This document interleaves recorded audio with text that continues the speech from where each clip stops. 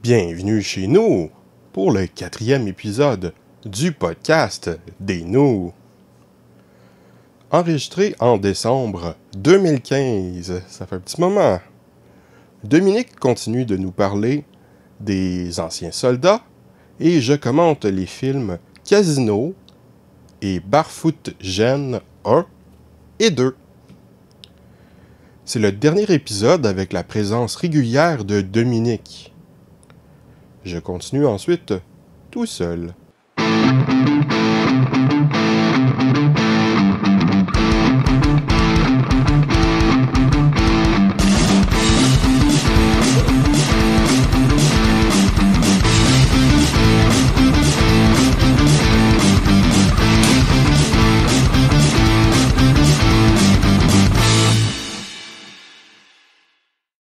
Voici le 4e épisode du podcast des nous. Hello! Nous sommes aujourd'hui en direct de la Bibliothèque nationale de Montréal. Oui, la grande bibliothèque. C'est super, hein? Oui, c'est formidable. L'endroit où on peut se culturer comme on veut et on peut louer gratuitement des salles. Et oui, nous sommes dans une petite salle aussi grande qu'une cellule. Oui. En plus, on est là en décembre. Wow! Décembre, le mois des grippes, des rhumes et de Noël. Et de la fin de la session des étudiants. Merveilleux. Merveilleux. Je suis Laurent. Et Dominique. Nous sommes les nous. Les nous. Qu'est-ce que nous pensons de Noël? J'en sais pas trop, toi là. Je pense que c'est une fête qui est bien, parce que c'est une occasion pour la famille et les amis de se réunir, ce qui est toujours une bonne chose. Pour ceux qui croient, ça célèbre la religion catholique, le christianisme. Mais c'est aussi une fête extrêmement commerciale. Je pense pas qu'il y ait de mauvaise chose à vouloir faire de petits cadeaux à des amis pour leur montrer qu'on les aime. Mais faut pas abuser. C'est pas nécessaire d'acheter une voiture. C'est pas nécessaire de se marcher dessus dans les magasins. Ah bien.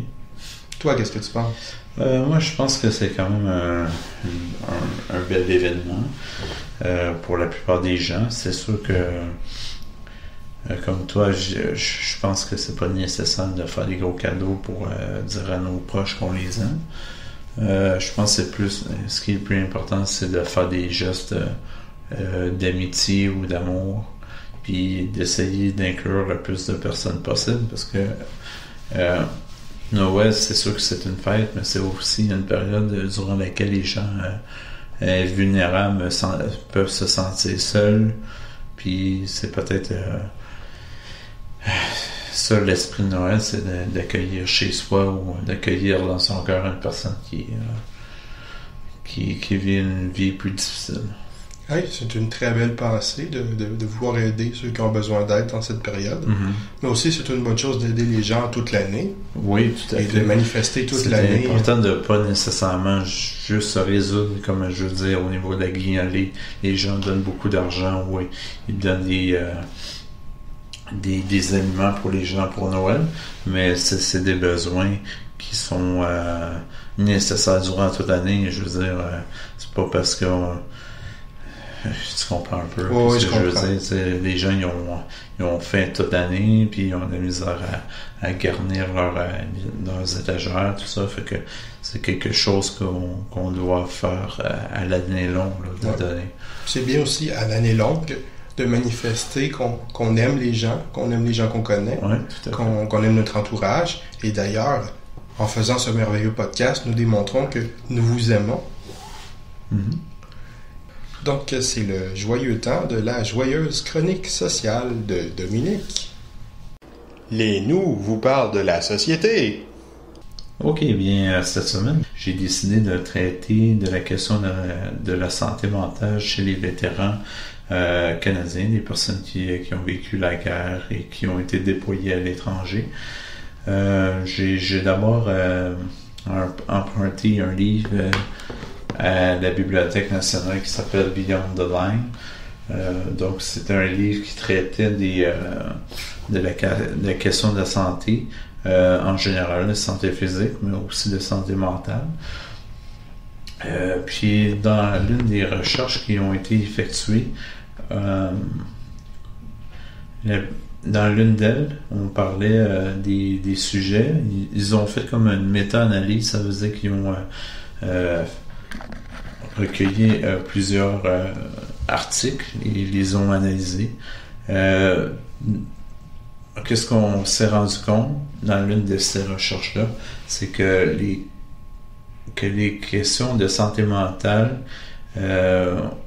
on pouvait en dénombrer des recherches sur la question de la santé mentale, on pouvait en dénombrer plus de 2009 jusqu'en 2012 sur le tiers des articles qui ont été épluchés, si on veut, là.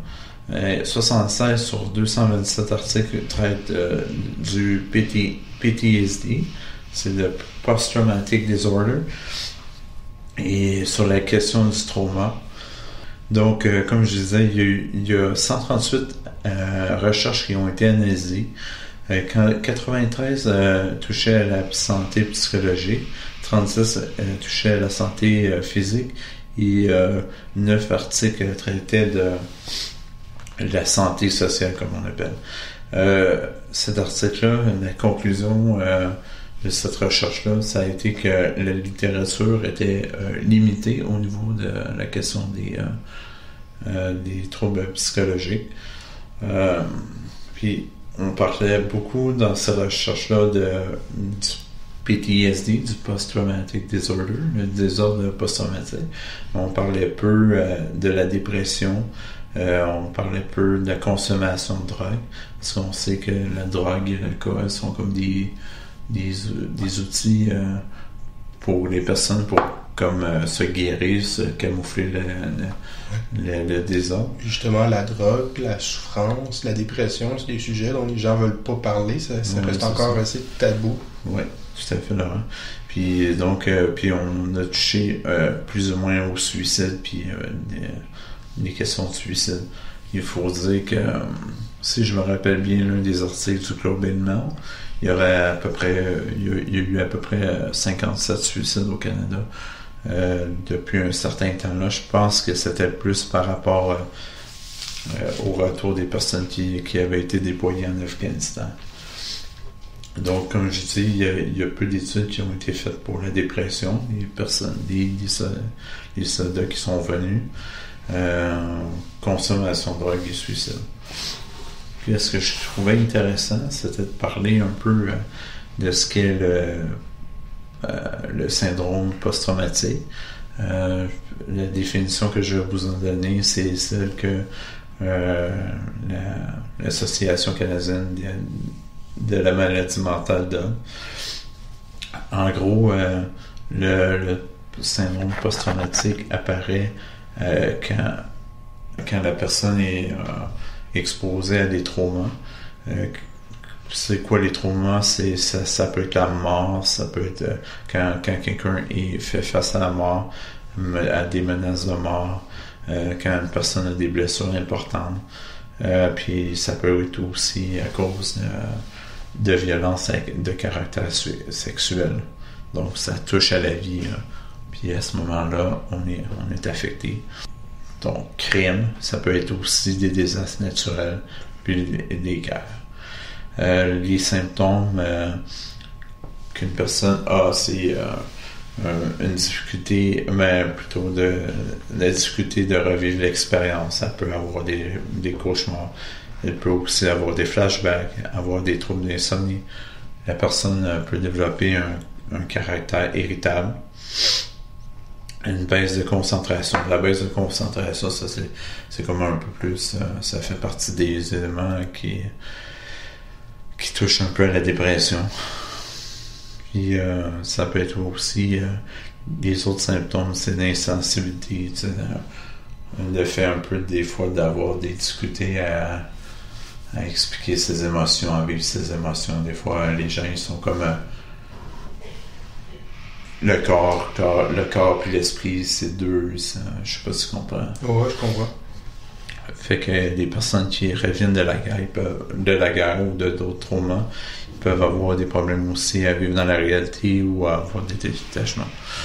Puis qu'est-ce qu'on s'est rendu compte, comme je te disais tantôt, que les moyens pour les personnes pour coper, ça veut dire pas soigner, mais c'est une façon de se médicamenter, c'est l'alcool et les drogues. On s'est rendu compte aussi que les gens, ils vivent pas de la même façon les traumatismes. Ça dépend surtout de la durée d'exposition. Si une personne, par exemple, est sur le théâtre de la guerre, puis pendant combien de temps il va vivre du stress, c'est ça ce qui va être important.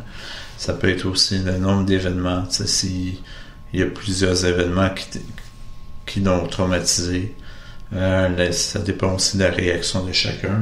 La réaction de chacun ne sera pas la même selon l'événement. Puis aussi, qu'est-ce qui est important, c'est sur le support de la famille au retour. Bon, c'est comme un élément protecteur. Au retour, il y a des moyens de médicamenter ça. L'une de ces moyens-là, c'est le counseling. Donc, le meilleur moyen, ça serait de faire une thérapie cognitivo-comportementale. Ça l'aide à gérer un peu les émotions. Ça peut être aussi, le deuxième moyen, ça serait de prendre la médication. Ça serait de consommer sur ordonnance des pilules anti-anxiété, anti-anxiogènes. Sinon, ça peut être des antidépresseurs. Puis le troisième moyen, ça serait de suivre des groupes de support. Genre comme les alcooliques anonymes, mais sans être alcoolique nécessairement. Ouais, c'est ça, mais pour des personnes qui ont des problèmes de stress post-traumatique. Il y a une variation dans la terminologie à travers les guerres. Ça, c'est pas quelque chose de vraiment nouveau, là. Le syndrome post-traumatique. Déjà, durant la guerre civile des États-Unis, on appelait la difficulté, le PTSD, comme étant le soldier's heart. Durant la Première Guerre mondiale, c'était le shell shock. Le shell shock, c'est par rapport, ça veut dire c'était par rapport aux obus qui venaient frapper les tranchées. Durant la Deuxième Guerre mondiale, on appelait ça la War Neurosis. Puis durant la guerre du Vietnam, on appelait ça le Combat Fatigue ou Combat Stress Reaction. C'est juste à partir de 1980 qu'on a utilisé l'acronyme PTSD. Mais ça, c'est l'acronyme en anglais. Donc, comme je vous ai dit, qu'est-ce qui peut venir avec le PTSD, c'est des questions d'anxiété, des questions de dépression, des questions de consommation d'alcool, puis des questions de consommation de drogue. Pas de la cannabis. La quoi? Cannabis? Mais oui. Et ça peut être ça pourrait être ça. Donc, mais je pense que ce que j'ai compris, c'est que on peut avoir un PTSD, mais ne pas souffrir nécessairement de dépression ou d'anxiété. Et on est arrivé aussi à un résultat que 50% des personnes qui ont un problème chronique de PTSD ont des problèmes de dépression. Les problèmes de dépression, c'est souvent parce que la personne se sent coupable d'être revenu. Ça veut dire pourquoi moi je suis revenu, puis mon ami il est mort sous le feu des. Donc c'est une question d'être coupable, une question d'avoir honte, puis d'avoir des remords. Puis qu'est-ce qu'on s'est rendu compte aussi, c'est que 50% des hommes avec un PTSD chronique consomment d'alcool et des drogues. Donc c'est pas mal ça pour cette fois-ci. J'ai pas nécessairement eu le temps de consulter beaucoup d'articles par rapport à la question du suicide. Ce que je sais, c'est que il y a à peu près une bonne 50aine de personnes au Canada qui sont morts de ça, après s'être enlevé la vie. Donc, je me propose de vous revenir là-dessus. Oh, c'est une prochaine fois. Hein? Non, mais c'est maintenant rendu à toi. Oh, la chronique culturelle. Voici maintenant la chronique culturelle. Parce que nous autres, on est culturés, man.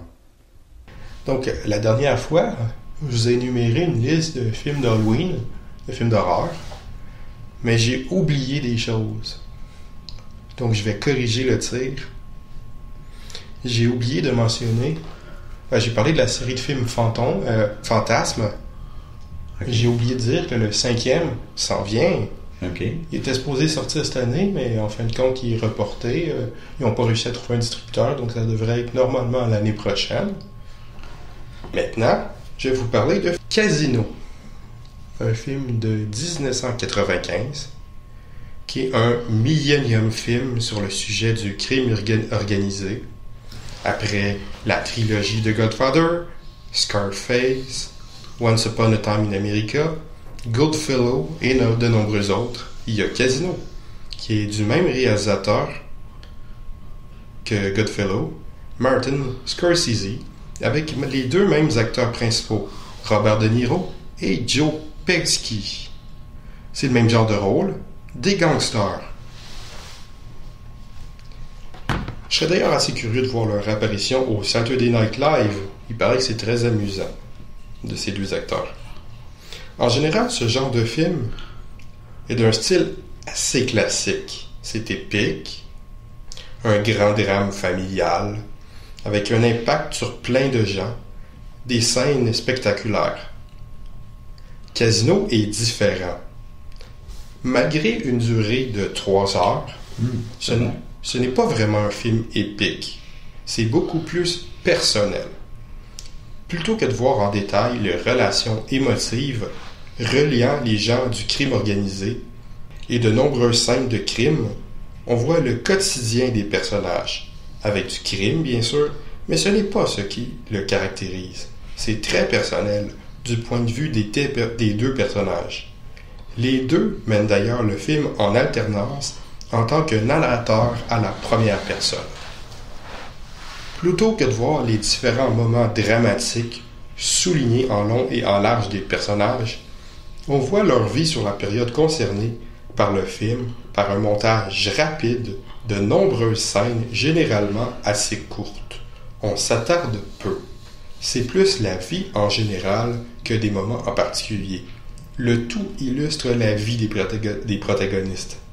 Ce montage rapide tend aussi à être très dynamique par moments, avec une utilisation intéressante de la musique qui accompagne une série de courtes scènes et par moments s'interrompt brusquement, accompagnant le rythme du montage dans une certaine mesure avec ce montage rapide, dynamique, accompagné de musique et de narrations diverses. J'avais presque l'impression de Natural Born Killer. Uniquement par moments, bien sûr, c'est pas aussi poussé, c'est pas aussi extrême, mais c'est tout de même très notable. Le film commence d'ailleurs par des sauts narratifs. On commence par une scène presque à la fin du film. On revient un peu avant, puis des années plus tard. Ce découpage ne m'a pas semblé gratuit. Il permet de voir un peu le film sous un angle différent, de présager de ce qui va suivre, tout en mettant un peu sur une fausse piste. La fin étant un peu différente de ce qu'on croit qui va arriver avec ce début. Pas un retournement de situation inattendu, exagéré. C'est un twist. C'est pas un twist juste pour avoir un twist. C'est pas un film de M. Night Shyamalan comme Sixten ou Unbreakable. Cette impression du début de ce que sera la fin contribue aussi à colorer le film, et cette fin est assez intéressante. Je suis pas gentil, je préfère la vraie fin que ce que je croyais que ce serait, ce point de vue personnel, illustrant le quotidien plus que les moments dramatiques. Ce montage, cette narration, donnait un style assez particulier au film qui le rend très différent selon moi des autres films du genre. Ce que j'ai fortement apprécié personnellement. Bien que j'apprécie les autres films, je dois avouer que je préfère celui-ci.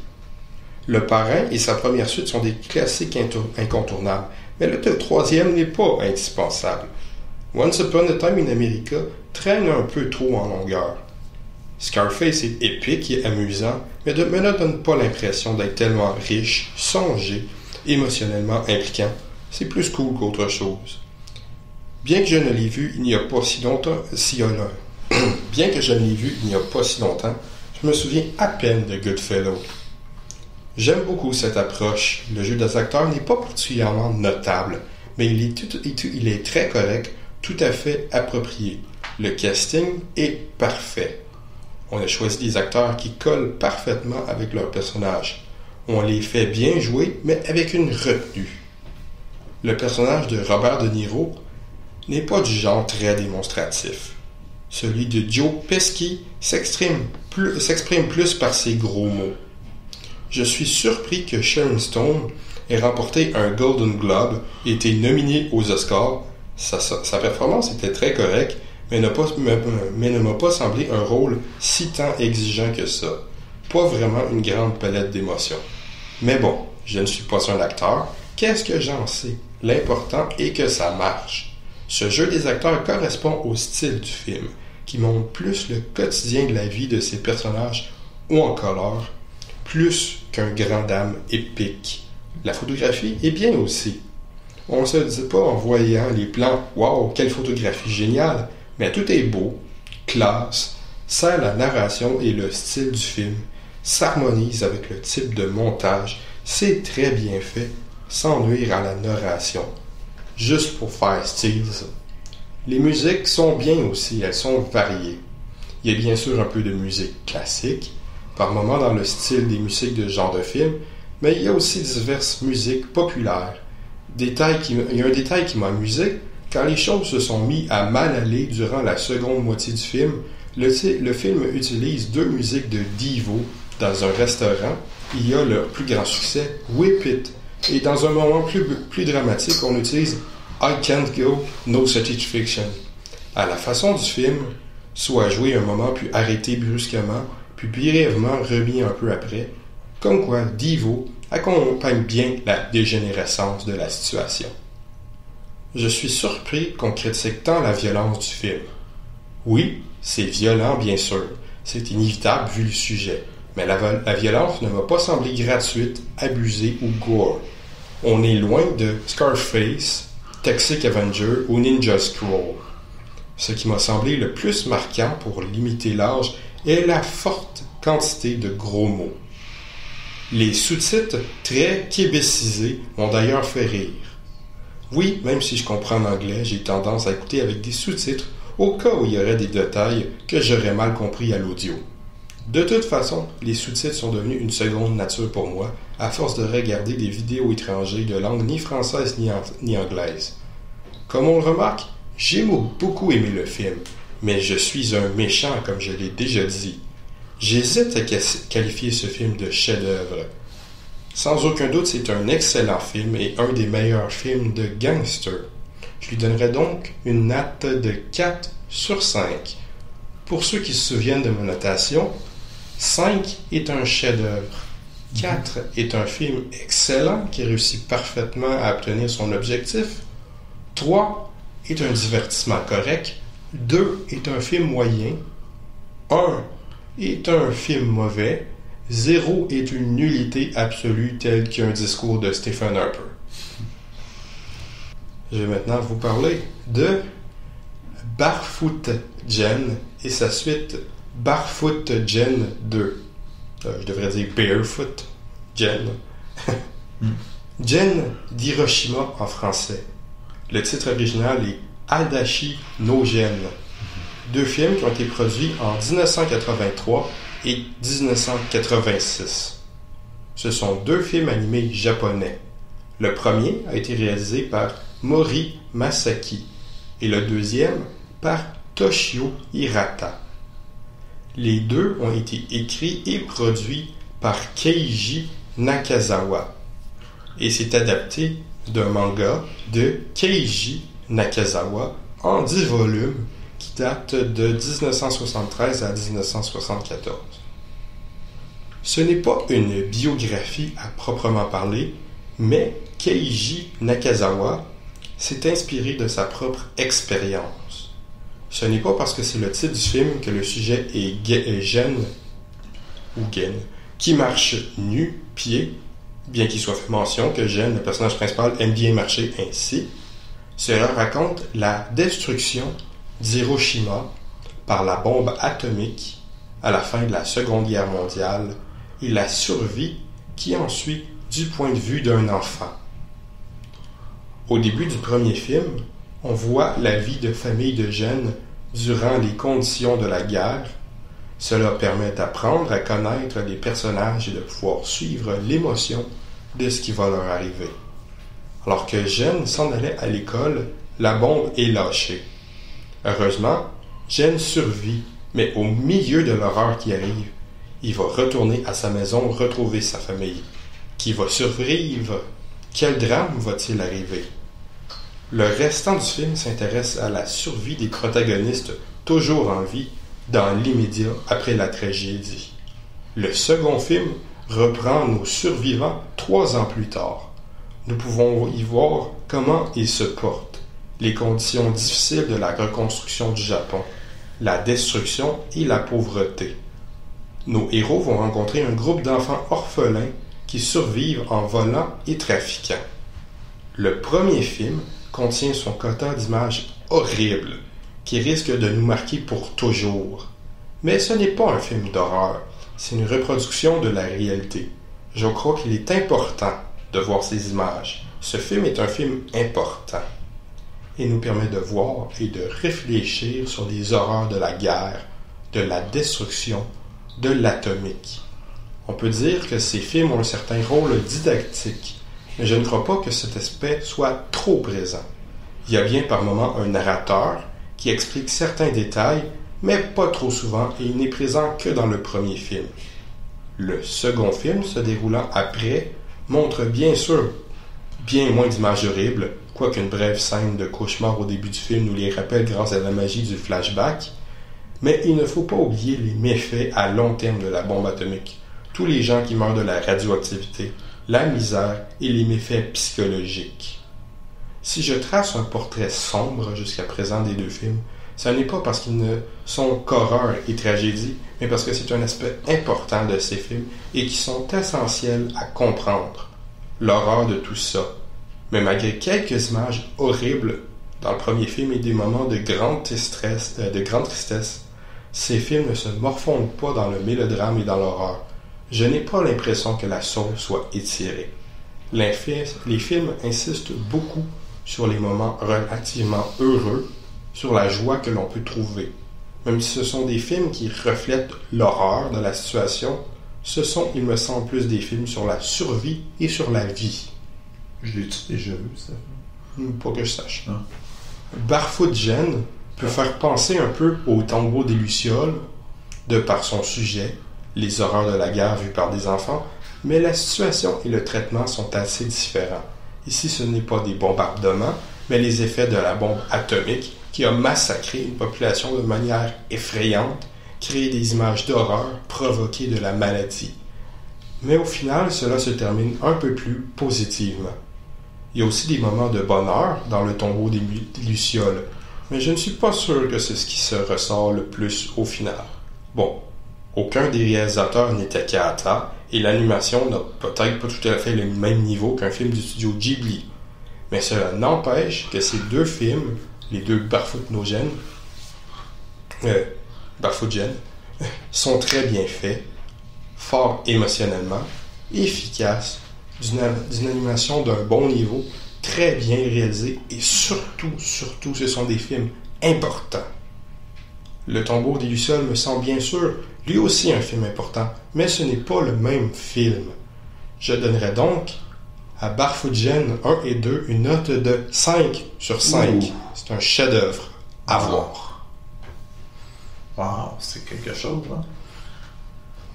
Vous serez changé à jamais, à moins que vous ayez vu beaucoup d'images sur Hiroshima. Mais... Ah, c'était une très bonne chronique. Hein? Oui. On espère que vous avez aimé. Oui, tout à fait. Et que vous nous enverrez des commentaires et des questions. Mm-hmm. Et Nous avons été heureux d'être avec vous pendant ce Tout à 4e fait. épisode des Et, Nous. si on ne se revoit pas, comme on dit, ben on vous souhaite un joyeux Noël Oui, joyeux Noël et et une bonne année. bonne année. Un merveilleux temps des fêtes. Oui, puis que vous... L'important, c'est de fêter puis de sourire. Ouais. Joyeuses fêtes. Joyeuses fêtes. Au revoir et à bientôt!